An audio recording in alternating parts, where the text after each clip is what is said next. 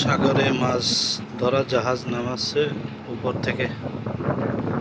দেখেন কি সিস্টেমে নামায়,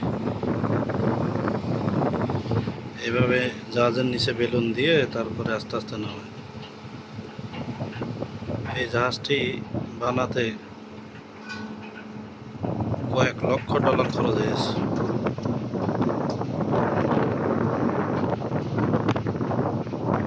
আমি অনেক দূরে আছি, দূর থেকে ভিডিওটা নিচ্ছি।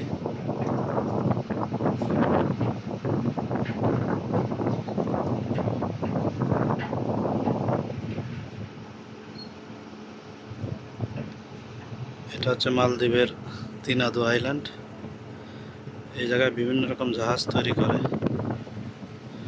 মাছ ধরা জাহাজ, সাফারি বোট, স্পিড বোট।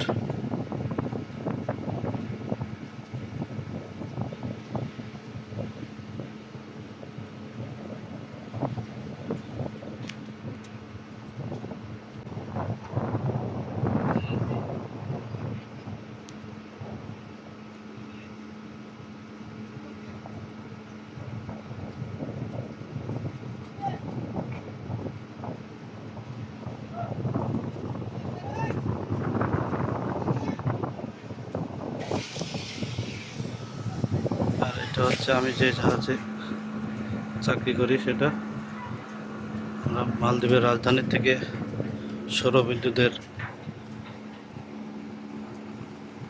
জিনিসপত্র নিয়ে এসেছি, আনলোডিং করা হচ্ছে।